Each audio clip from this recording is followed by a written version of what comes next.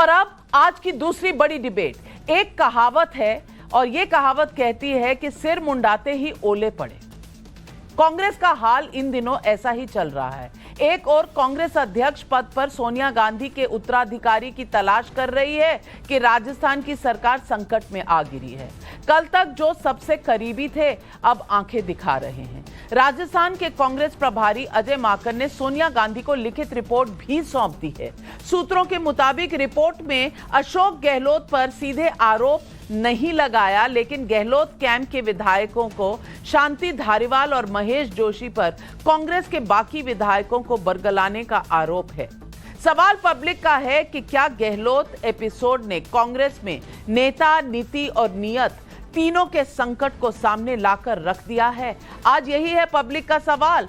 और आज इस डिबेट पे मेरे साथ जुड़ रहे हैं सांसद बीजेपी राज्यसभा के सुधांशु त्रिवेदी जी और आचार्य प्रमोद कृष्णम, नेता हैं कांग्रेस पार्टी के। नमस्कार और स्वागत है आप दोनों का। आचार्य जी, मैं आपसे पूछना चाहती हूं, ना नेता, ना नीति, ना कोई नियम। रिपोर्ट पहले मौखिक फिर लिखित, लेकिन एक्शन अभी भी कोई नहीं। ये किस बात का इंतजार हो रहा है? बने थे अध्यक्ष बनाने किसी को और अब एक सरकार डगमगा रही है। ये क्या माजरा है कांग्रेस पार्टी का? देखिए नाविका जी, नेता भी है, नीति भी है, नियत भी है और निर्णय भी होगा। सवाल ये है कि आपने कहा कि भाई रिपोर्ट सौंप दी है, वो फैसला कब होगा। देखिए, कांग्रेस पार्टी के अंदर इनर डेमोक्रेसी है, आंतरिक लोकतंत्र जिसको कहते हैं। भारतीय जनता पार्टी के जैसा फरमान नहीं जारी होता है कि अगर किसी मुख्यमंत्री को बदलना है, वो भी 3-3 महीने में 4-4, 2-2 मुख्यमंत्री बदल दिए जाते हैं, ऊपर से फरमान जारी होता है। ना किसी विधायक से पूछा जाता है, ना वहाँ के लोकल संगठन से पूछा जाता। हमारे एक प्रक्रिया है। कांग्रेस पार्टी के नेतृत्व ने यह फैसला लिया कि राजस्थान के मुख्यमंत्री जी को बदलना है, तो उसके लिए उन्होंने ऑब्जर्वर नियुक्त किए, ऑब्जर्वर को भेजा, ऑब्जर्वर्स को इंस्ट्रक्शन दिया कि प्रत्येक विधायक की राय लेनी है। अब वहाँ कुछ लोगों ने इस तरह की कॉन्स्पिरेसी की जिससे ऐसा लगता है कि कांग्रेस नेतृत्व के इस निर्देश का उल्लंघन है। इसके बारे में वहाँ के जो प्रभारी महामंत्री हैं आदरणीय अजय माकन जी, उन्होंने साफ कहा कि यह अनुशासनहीनता के परिधि में आता है। तो उसकी रिपोर्ट बाकायदे मिलकर के उसकी चर्चा की। कांग्रेस नेतृत्व ने उनसे कहा कि इसको रिटन में भेजिएगा, लिखित रिपोर्ट दीजिएगा। तो ये तो अच्छी बात है, उन्होंने लिखित रिपोर्ट दी है। मेरा पूरा विश्वास है कि जिन नेताओं ने इसमें षड्यंत्र किया है, कांग्रेस नेतृत्व को धमकाने का, बहकाने का या गलतफहमी पैदा करने का या विधायकों को मिसगाइड करने का, कांग्रेस नेतृत्व के निर्देशों का उल्लंघन जिसने किया है उसके खिलाफ कार्रवाई होगी, निश्चित होगी। सुधांशु त्रिवेदी जी, ये डेमोक्रेसी है? ये डेमोक्रेसी लगती है आपको? इनर पार्टी डेमोक्रेसी जो 72 घंटों से पूरा देश देख रहा है, इसे डेमोक्रेसी कहा जाता है? देखिए, अभी आचार्य जी ने कहा कि जिन लोगों ने बगावत की है उन पे कार्रवाई होगी। ये मेरा इको कर रहा है, इसको ठीक करा दीजिएगा। उधर अजय माकन जी ने बाकायदा औपचारिक रूप से आके कहा कि ये जो कुछ किया गया है वो अनुशासनहीनता है। तो अब बहुत स्पष्ट है, अनुशासनहीनता आंतरिक लोकतंत्र नहीं हो सकता। अब ये अजय माकन जी के वक्तव्य के बाद अब कोई किंतु परंतु का स्कोप नहीं रह जाता है। उसी तरफ याद करिए, उनके एक मंत्री राजेंद्र गोड्डा जी क्या बोले थे? उन्होंने कहा धालीवाल जी के दिमाग का अलाइनमेंट बदल गया है। उधर धालीवाल जी क्या बोले थे? उन्होंने सीधे कहा कि अजय माकन एजेंडा लेके आए थे। अब इसमें कुछ आंतरिक है ही नहीं, सब तो सार्वजनिक है। अब ये सार्वजनिक में बहुत साफ साफ दिखाई पड़ रहा है कि कांग्रेस की अंदरूनी स्थिति क्या है। मगर महत्वपूर्ण बात क्या है, राहुल गांधी जी यात्रा लेके चल रहे हैं, भारत जोड़ो यात्रा। यहां लग रहा है कांग्रेस छोड़ो यात्रा हो रही है। इधर वो जाके केरल में 18 दिन गुजार रहे हैं और वो 18 दिन तो लग रहा है राजस्थान में 18 दिन महाभारत के हो गए। जैसे महाभारत का भी तो 18 दिन चला था, वो लग रहा है उसी के हो गए। कहीं जयपुर कांग्रेस के लिए पराजयपुर में न बदल जाए। और ऐसा अद्भुत दृश्य आपने नाविका जी कहीं नहीं देखा होगा कि जिसे राष्ट्रीय अध्यक्ष बनाया जा रहा था, यानी अशोक गहलोत जी, वो बगावती हो गए। और जिनके बारे में ये इनके प्रदेश अध्यक्ष थे डोटासरा जी, वो बगावती खेमे के माने जा रहे हैं।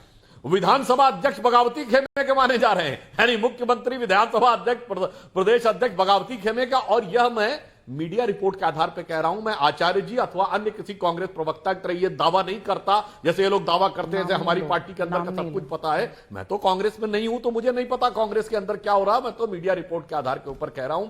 इसलिए मैं सिर्फ ये कहना चाहता हूं कि जो कुछ राहुल गांधी जी की यात्रा के साथ जो कुछ घटित हो रहा है, अरे साहब कश्मीर तो चला गया, गुलाम नबी आजाद साहब आजाद हो गए, कैप्टन चला गया पंजाब का, अब राजस्थान का ये एक जहाज दो पायलट या एक फूल दो माली, इसमें कहीं ऐसा हश्र ना हो कि भाई समस्या जानते क्या थी?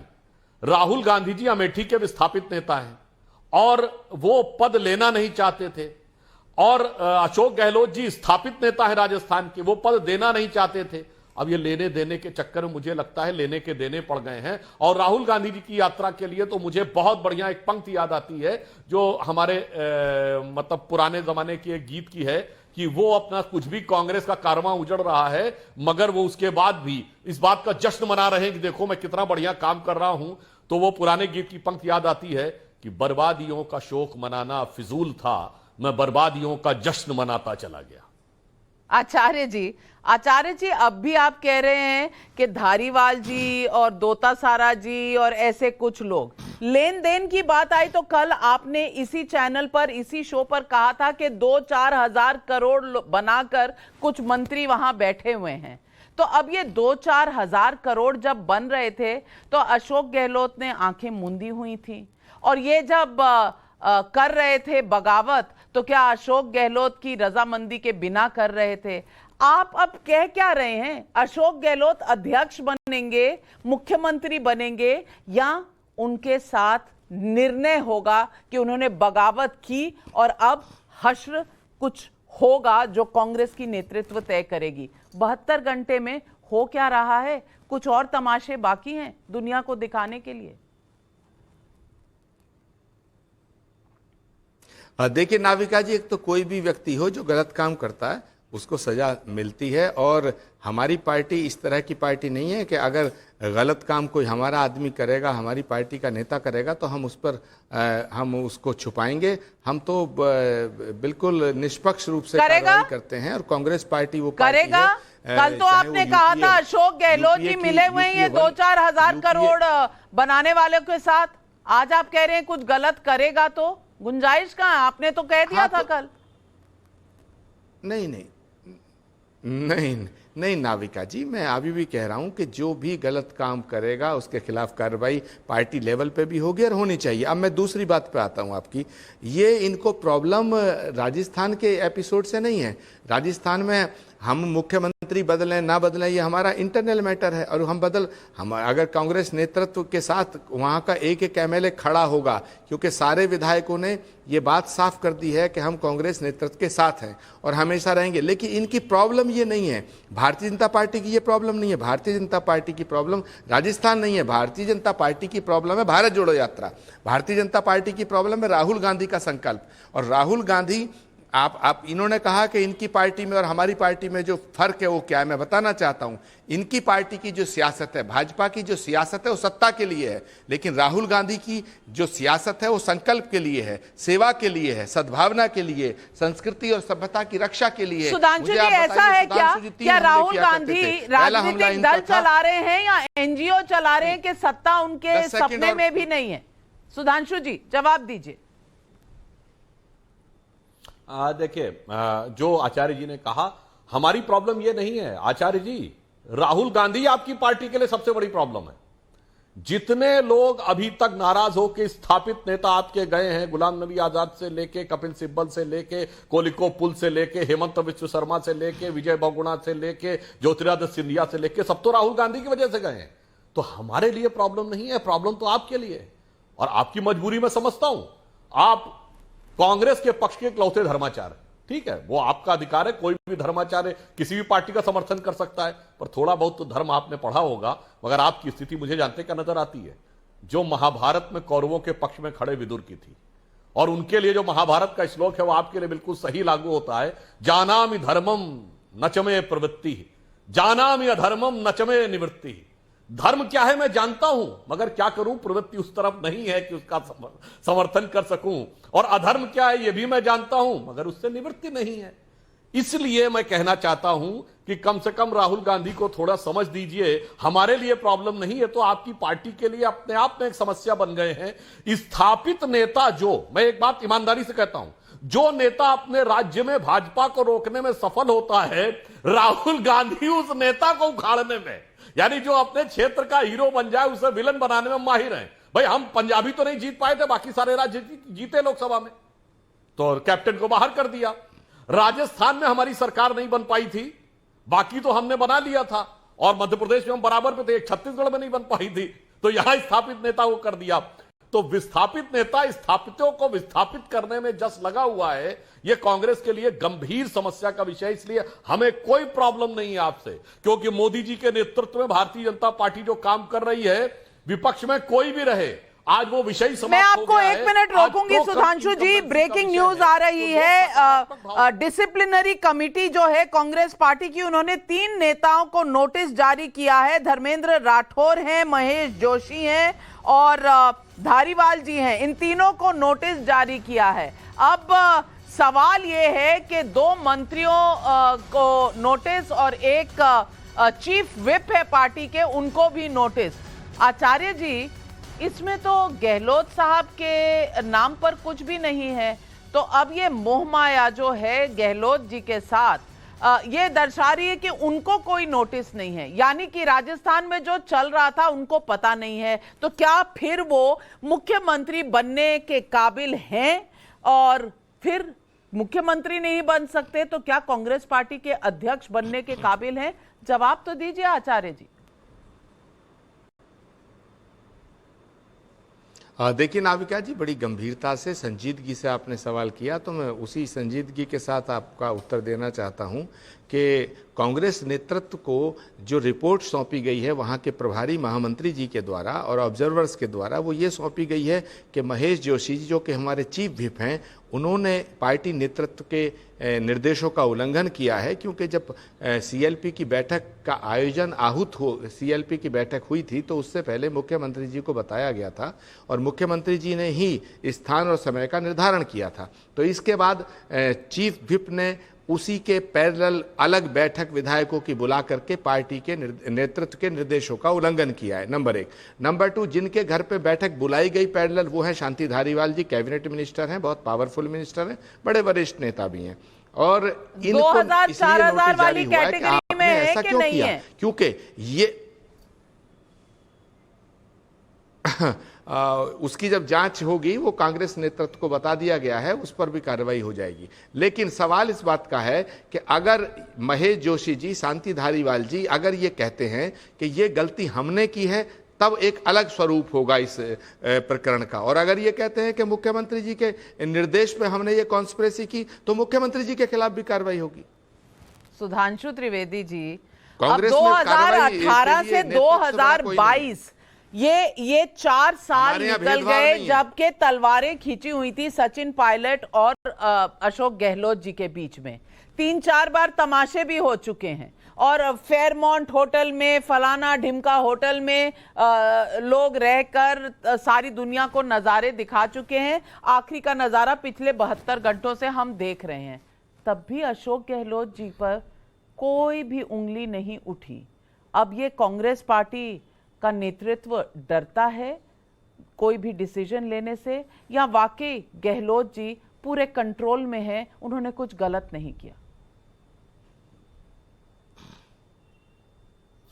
देखिए, वो एक पुराना शेर है ना, गिरते हैं शहसवार ही मैदान जंग में, वो क्या गिरेंगे जो घुटनों के बल चले। अब तो लग रहा है कि घुटने ही टेक दिए, यानी जिन मुख्य लोगों पे आरोप था उनको तो, उनसे तो कारण पूछने का साहस नहीं जुटा पा रहे हैं।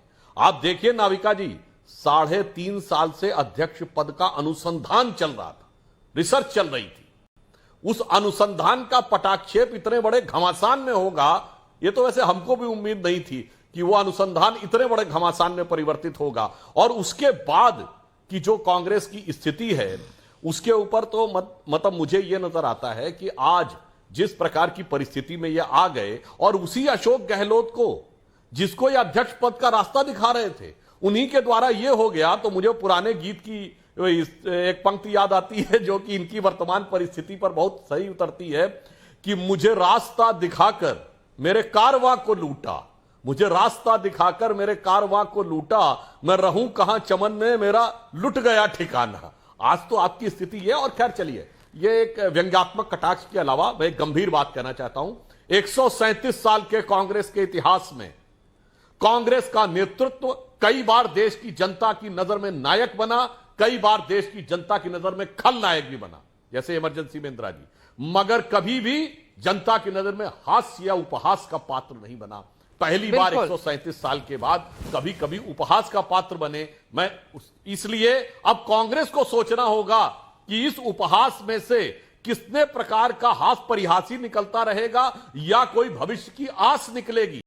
जितने स्थापित नेता हैं सभी के साथ समस्या है। बिल्कुल। और जो नए लोग हैं वो क्या क्या आरोप लगा के जा रहे, चलिए नए के द्वारा ही आप संभाल लेते। कारवां गुजर गया, गुबार देखते रहे। आज आपको बहुत पंक्तियां याद आ रही हैं सुधांशु जी, तो एक मैंने भी कह दी कि ये कारवां गुजर गया, ये गुबार देखते रहे। बेटर है, सुनिए नाविका जी, नाविका जी, ये जो आपने बोला ना, इसकी एक पंक्ति यहां बहुत फिट है कि नींद भी खुली न थी कि हाय धूप ढल गई, पांव जब तलक बढ़े कि राह रथ निकल गई, और हम खड़े खड़े मोड़ पर झुके झुके उम्र के चढ़ाव का उतार देखते रहे। अभी युवावस्था में ही त्यागपत्र देना पड़ गया अध्यक्ष के पद से, तो कारवां गुजर गया। और सुधांशु जी, और ये जो अध्यक्ष का चयन है, ये एक और नए एंगल पर भी देखना चाहिए कि जो इलेक्शन कमेटी के चीफ है मधुसूदन मिस्त्री जी, वो सोनिया गांधी जी को रिपोर्ट करने गए थे कि कितने लोगों ने पर्चा लिया,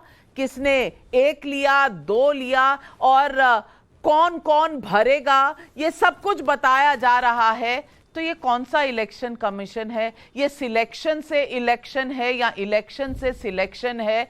कुछ समझ नहीं आ रहा। बस कांग्रेस में सिलेक्शन हो या इलेक्शन, बस कंफ्यूजन ही कंफ्यूजन इस वक्त दुनिया देख रही है। आचार्य प्रमोद कृष्णम और सुधांशु त्रिवेदी जी मेरे साथ आज सवाल पब्लिक का शो पर जुड़ने के लिए आप दोनों का बहुत बहुत धन्यवाद। लेती हूं इजाजत दर्शकों से।